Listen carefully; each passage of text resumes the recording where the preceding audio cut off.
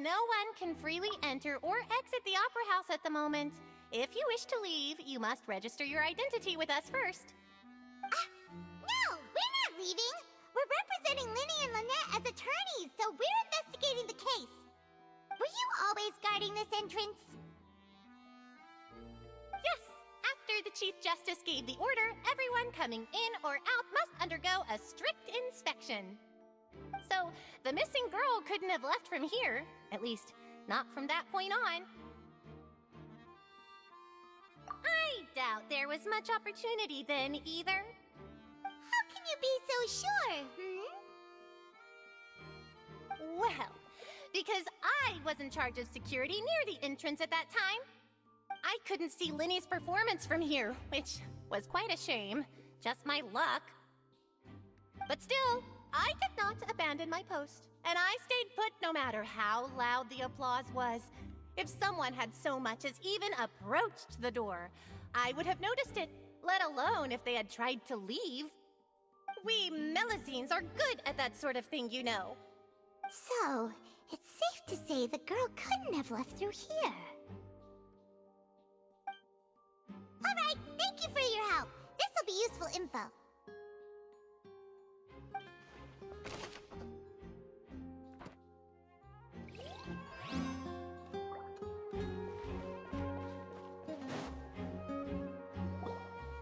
Hey, you! Yes, both of you! Over here! I've been keeping an eye on you for a while now. Huh? You mean us? That's right. If I'm not mistaken, you're also among those who wish to cut down the thorns and pursue the truth. No? And by the looks of it, you're not from Fontaine. Well, you're right on the more about that one, but who are you?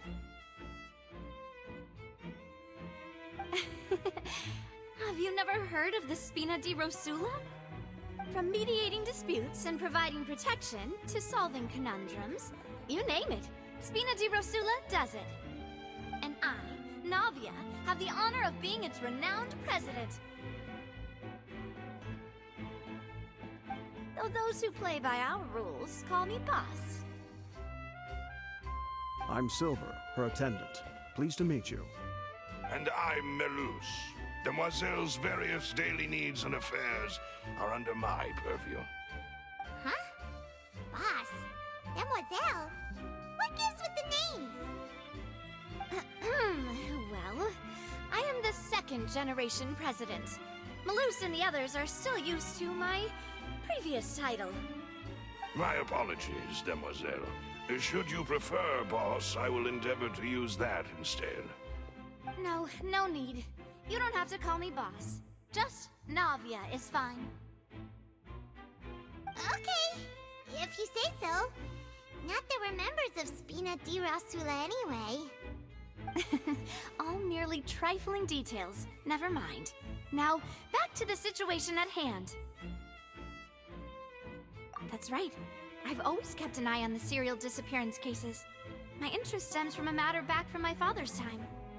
Judging from the look of things, I find Linny an unlikely mastermind. Really? We think so too! That's why we're looking for clues now! But how did you come to that conclusion? Intuition, naturally. My unparalleled intuition. Farina sure was quick to point the finger at Linny without any decisive evidence whatsoever, wasn't she? But that's not uncommon for her. If you remember, the Justice had to interrupt her and ask if she was pressing charges just to keep her from getting carried away. Anyway, a trial begins the moment someone levels charges. And, of course, there was no way Farina was going to back down in that situation. Sounds more like you just don't trust the Hydro Archon. Well, what's your opinion? I must admit that she can be interesting at times, but liking her doesn't mean that I'll blindly agree with her. All right, I've answered your question. Now, it's time you answer mine. Wait a minute! Did that answer count? Well, I say it does. But don't worry, you won't hear any pointless questions from me. In your opinion, do you think it's right to treat a trial like it's an opera? Well?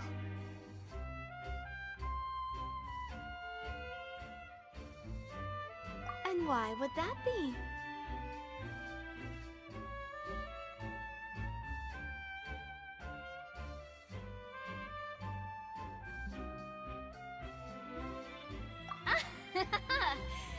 See, Silver and Malus? I told you they'd be different. Most astute of you, demoiselle. I too think that the Traveler's response was most excellent. No matter how wonderful the script or how fervent the audience's expectations may be, the trials that go on stage here must be based in fact. And if that can be done, boss, then... All right, that's quite enough, Malus. Anyway, I like your answer. You passed with flying colors. Now, I need to make some preparations, following which our joint investigation shall commence. You two shall be my assistants. Wait! Since when did we become assistants? Oh, well, I can be the assistant. Sure. Or your companion, if you like. I'm really not that fussy.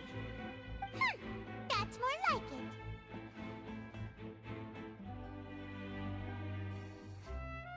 Far be it from me to brag, but I believe that Demoiselle's intuition will be instrumental in uncovering the truth. You wish to save a friend from false accusations, and we wish to unravel the disappearances. In this sense, our goals are aligned. You have a point. Huh. You're quite the talker, aren't you, mister? And what about you over there? What do you think? You seem like you've got something on your mind. I have nothing to add. Oh, alrighty then. We'll be making some preparations first. Just be sure to let us know if they start revealing Linny's tricks. Thanks!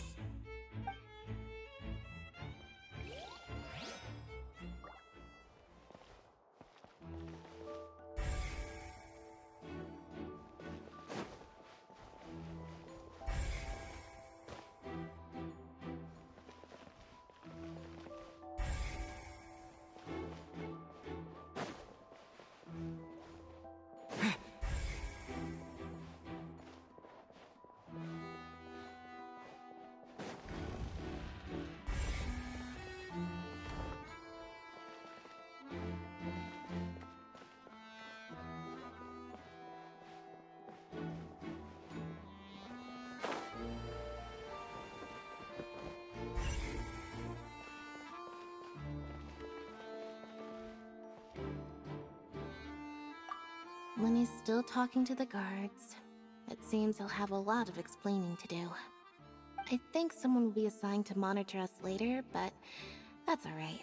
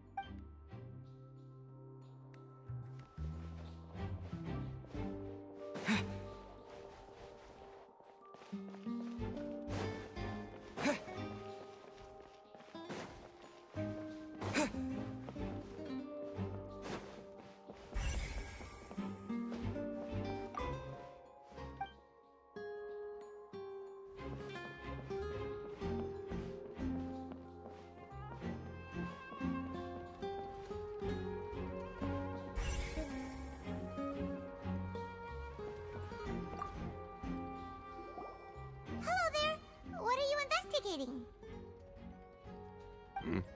Oh, this location has also been cordoned off because the Magic Troop members are currently considered prime suspects. The investigation team is still collecting evidence. The seats were all booked in advance, so we were able to deduce the missing woman's identity by checking the guest list.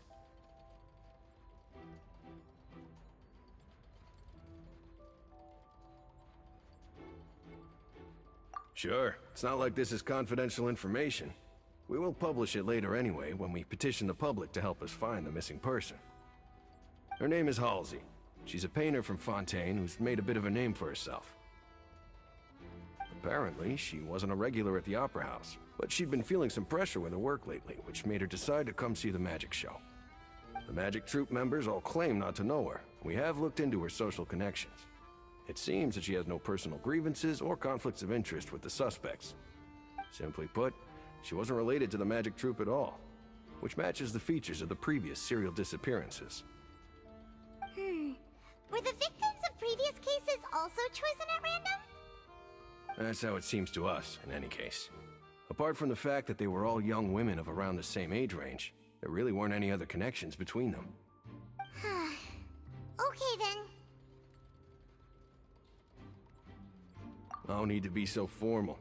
If you do happen to see the missing girl, please be sure to contact us. It is of utmost importance that we get to the bottom of these disappearances.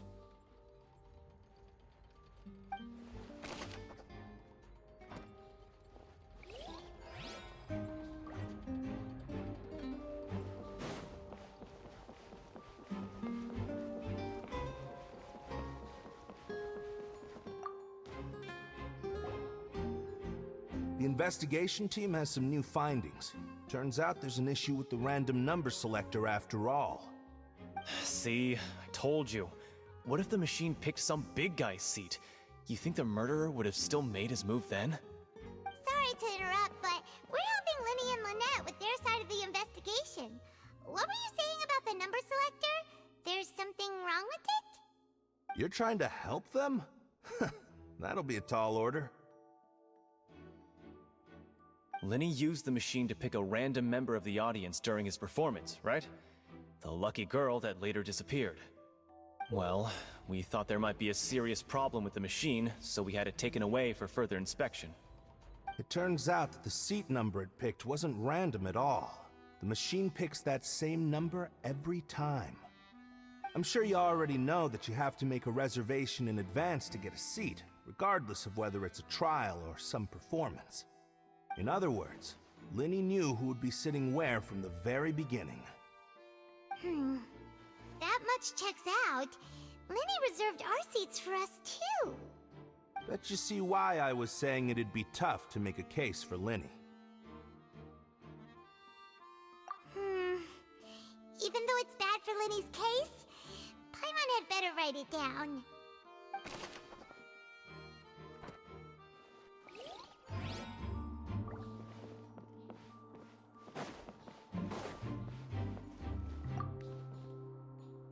Go ahead, have a look around.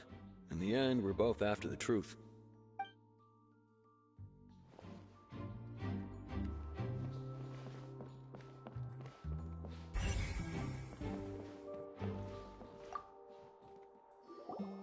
So this is the rope that broke and caused the water tank to fall. The rope looks pretty durable. How can it be burned through so quickly by fireworks?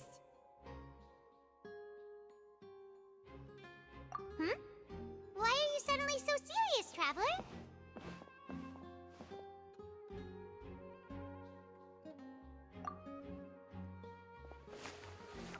Whoa! Look! This bit is made from different material! Most of it was burned away, but there's still a little bit of it left.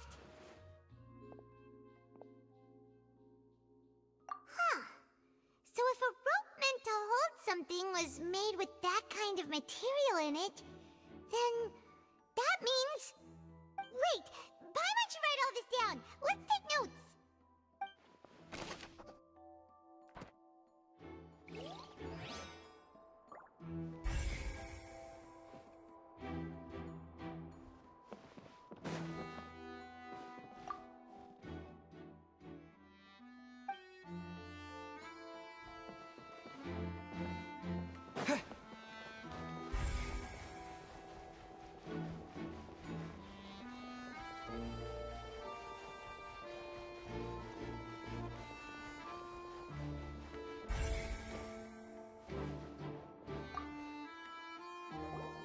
I see that you're investigating the area.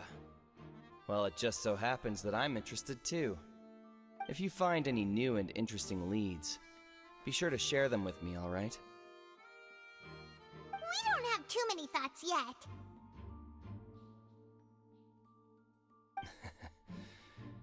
Then why don't I tell you my hypothesis first?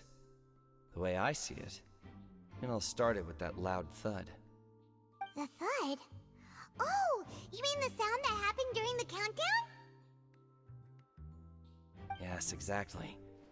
It wasn't terribly loud, but I suspect that most people heard it.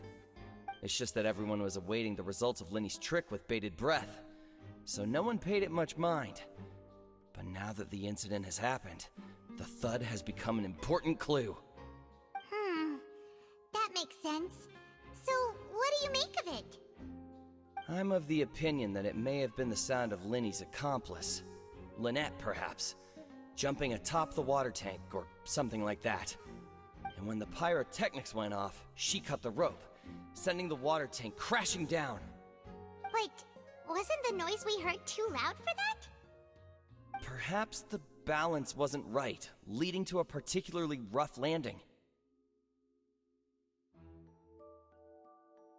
Oh, that's true.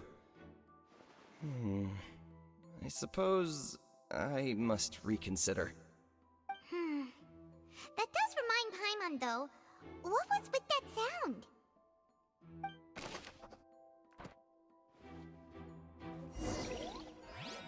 We've checked everything of note here at the performance venue. Paimon wonders how Linny's discussion with the guards is going.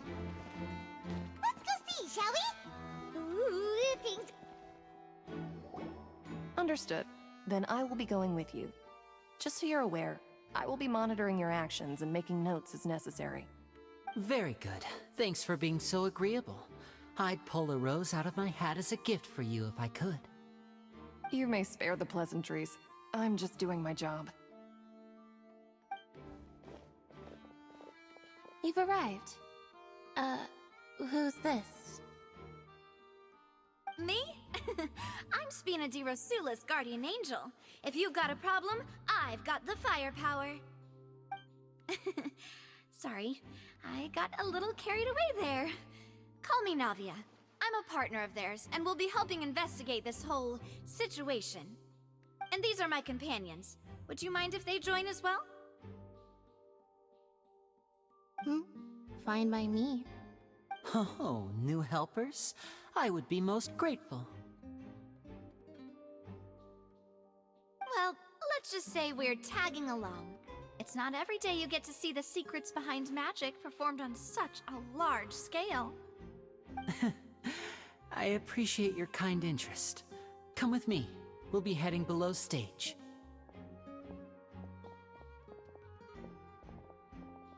Huh? Below stage? Yes, a world of secrets is hidden beneath this magic box, prepared specifically for this switcheroo trick. But before I reveal everything, you should have a look first. Notice anything strange here?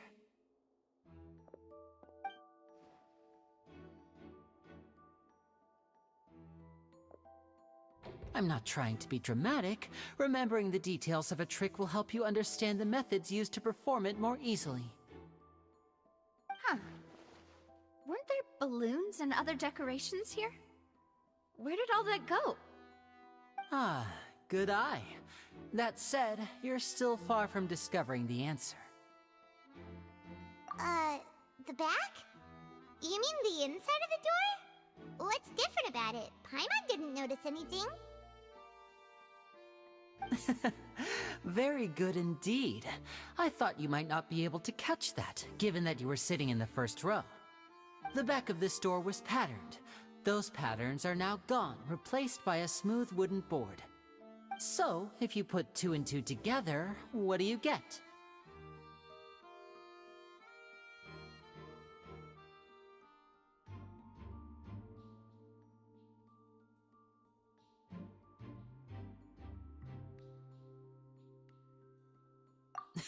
Exactly.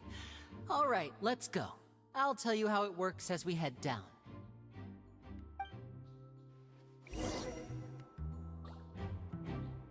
Oh, so there was a passageway under the magic box! I knew you'd figure out most of it as soon as you saw this place. The 2 magic boxes are positioned right above the 2 entrances of the tunnel. See this flatbed trolley? The box with the lucky audience member in it would be shuttled over to the other side using the trolley. This trolley can raise and lower and even rotate, ensuring that the box will face in the right direction. I see. So that's the purpose of the box inside another box. Precisely. The inner box would descend after the audience member was put inside and be moved along the trolley, all while the outer box would remain on stage as if nothing had ever changed.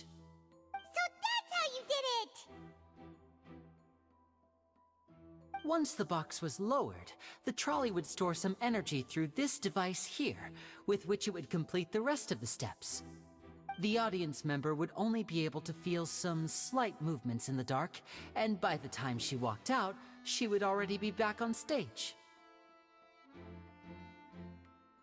Right! You were talking that whole time, and you even came out for a moment near the end! Ah, yes. A phonograph operated by Lynette was used to achieve that effect. My assistant and I had already scripted our conversation beforehand. When the countdown began, I had already gone to the opposite box via a tunnel using that ladder. And what about Lynette? Where was she? I was in the mezzanine space in the back of the box. Oh, interesting! That's how we were able to coordinate Linny's lines with the assistant. And, by the way, I was the one who walked out of the box at the end. I mean, we are twins. All it takes is a change of clothes and no one can tell who's who. And that's my favorite part of this trick. Only Lynette and I can perform it. So that's how it all worked! Wow! Every detail you revealed was more amazing than the last!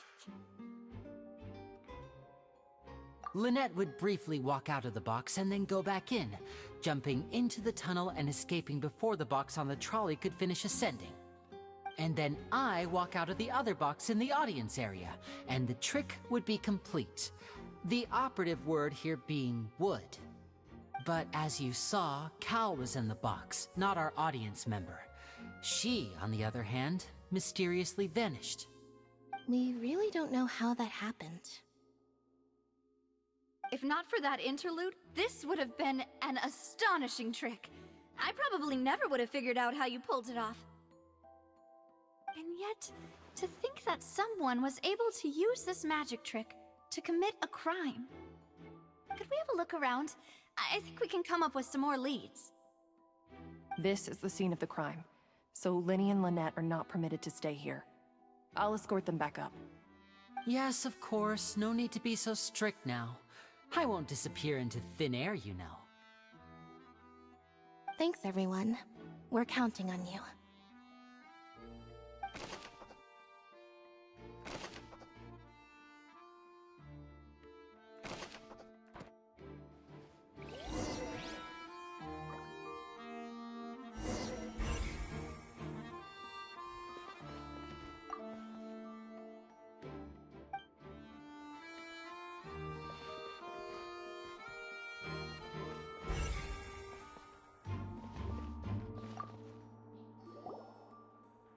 The floor is wet. Please be careful not to slip. Speaking of which, why would there be water here? Oh! Paimon knows! It's one of those tricks where you pour water into a jug and then flip the jug over only for the water to disappear? And here's a broken vase! Huh. Did the trolley knock it down while moving? That can't be. The trolley moves along tracks from start to finish. It couldn't have hit the vase at this distance. Let's note this down too and think about it later.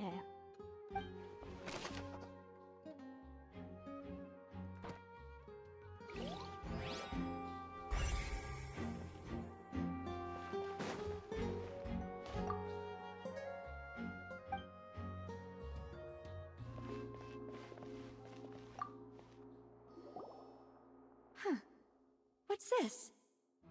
Looks like a hook tied to the end of a rope. Huh? There's all kinds of odds and ends here. Perhaps it was a prop for a different trick. But why would it have been left here? Whatever it is, let's make a note of it first.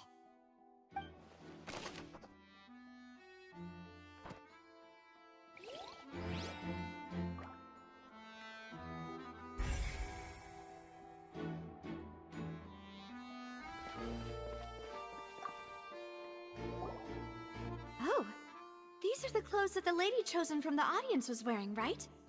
Her clothes are here, but she's nowhere to be found. Right. And do you really need to do that if you're kidnapping them?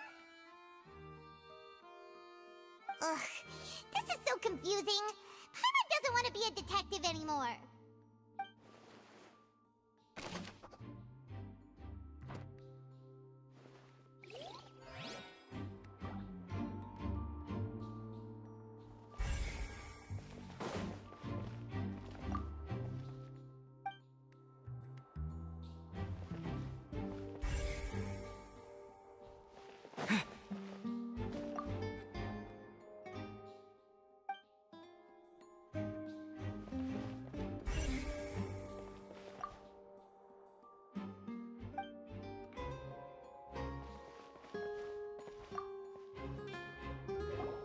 What is this place? It seems someone could fit through here. Huh. Could this have been the suspect's escape route? Alone, perhaps. But if they had to pull another person with them, the space would be too narrow. But there are no other ways in or out of here.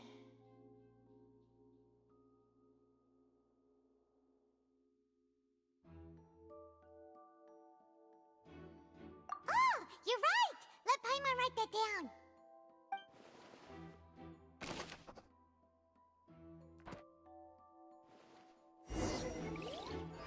Seems we're just about done investigating down here. Yes. Let's head back up.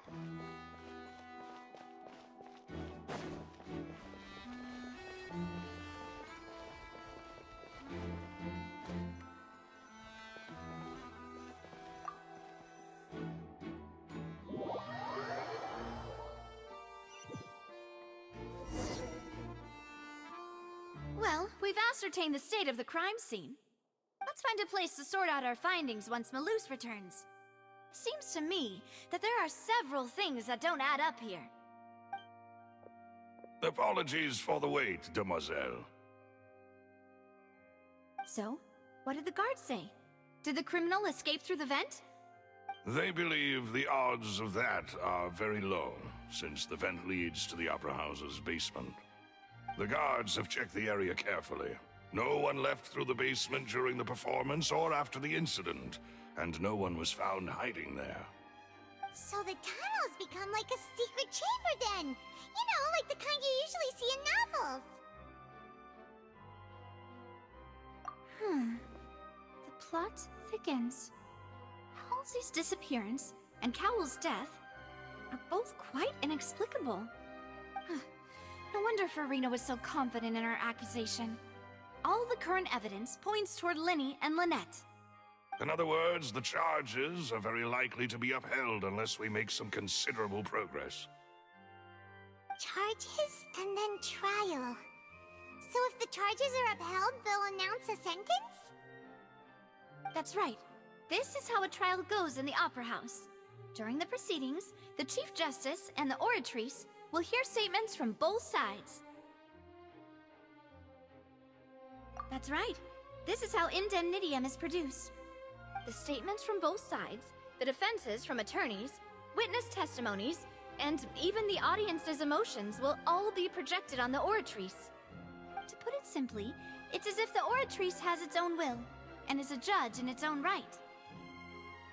This also precludes any kind of favoritism on the part of the Chief Justice. And not that this has ever happened anyway.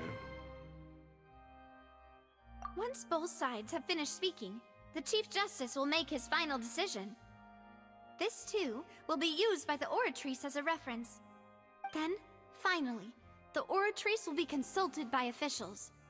The result it returns is the will of justice itself. Huh? So that machine is the one that actually decides? Paimon thought Neverlet called the shots. In practice, there is very little difference. Both have always come to the same judgment, which is why people have great faith in the Chief Justice. Ah, yes, the guards also asked me to convey that none of us will be allowed to leave this place before the trial. Huh? Why? Because we've chosen to act as the twins' proxies. That makes us persons related to the case. They're concerned that we might be colluding with outside parties, or that we might find outside help to disrupt the case. And even if that were not so, it could prove problematic if we happen to spread key information about the case ahead of time. I'm ready to break out at any time. Whoa, whoa! There's no need for that! Paimon thinks they have a point. That said, are they providing food? Of course. I just hope you don't mind the lack of options. I'm afraid that catering to all tastes is not in the cards, nor is any guarantee of balanced nutrition. In that case, let's just sort out our findings together here. Pity. I was hoping to take you to try some of Fontaine's famous desserts, too. I mean, what better way to properly think through our findings than over some tea and sweets? Huh. Breaking out suddenly doesn't seem like such a bad idea after all. Just kidding! Just kidding! Paimon will still do her best, even if there are no snacks. Hmm? What do you mean, no snacks? Of course we'll have snacks. If we cannot buy some, then we'll simply make some. Huh? Here? But how? Understood, Demoiselle. Everyone, please come with me.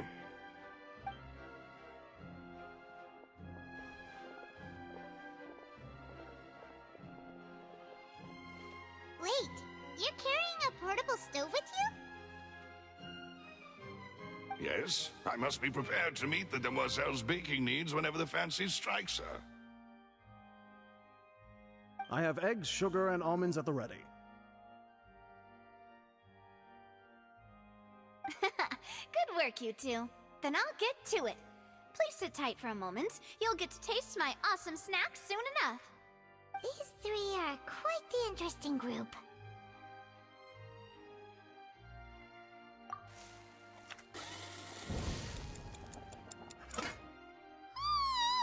And Paimon thought it smelled good while it was still in the oven! Oh, it's even better now. Paimon can't stop drooling. From the way you had these two guys carrying all that stuff around, Paimon thought you'd have them do more during the baking process. But you ended up doing the entire thing by yourself! Beating the egg whites, grinding almonds, everything! I was applauding. And I was giving encouraging smiles. Paimon was just thinking, aren't you worried about getting your fancy dress dirty beating egg whites and baking like this? Well, I don't think it's carved in stone anywhere that fancy ladies can only read books, sip tea, ride horses, and play the piano. I just really enjoy making snacks. Don't underestimate beating egg whites, by the way. It's a real arm workout. You also need to beat them to just the right consistency, or your macarons will crack. Anyway, give these a try, fresh out of the oven. There's 3 for each of us. Only 3? Well, eating too many sweet treats might send all that sugar to your head. You wouldn't be able to think clearly about the case on a sugar rush, would you? Tea is ready to be served as well. This is Demoiselle's favorite, strong black tea with a floral fragrance that clears the mind and lifts the spirit. No need for concern. I'm merely doing as I should.